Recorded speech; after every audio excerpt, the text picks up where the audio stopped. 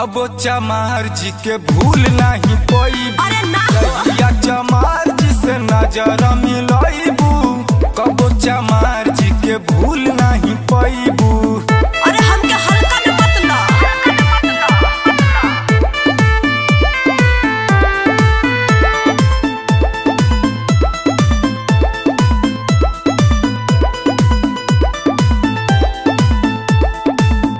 यादव जी के चौकी हो टूटल, पांडे जी के पार्टी हो। हाँ हाँ हाँ सीला की जवानी भैली पानी पानी हो। ज्यादा मत बोलो।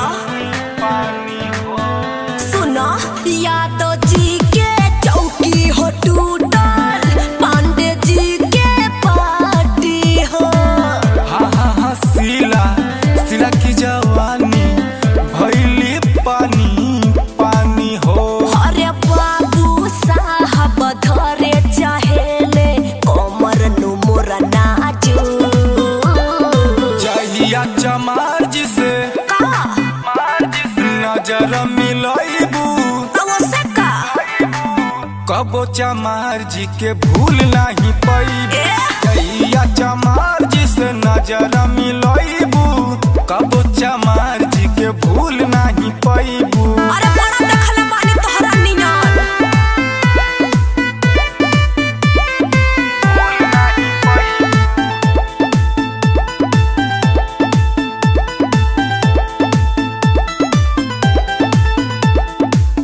कनखी मारी सोनू बोलावे, कोरा बैठावे प्रधान हो। थाना चिरैया कोटि के अंगद सुजित हमें परेशान हो। अरे तो कंट्रोल करो। ए हो कनखी मारी सोनू बोलावे, कोरा बैठावे प्रधान हो। थाना चिरैया कोटि के अंगद सुजित हमें परेशान हो।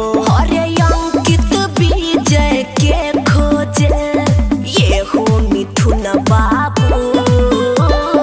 जहिया चमार जी से अरे बोलो ना। नजर मिलैबू ओहो कबो चमार जी के भूल नहीं पैबू। अच्छा या चमार जी से नजर मिलैबू कबो चमार जी के भूल नहीं पैबू।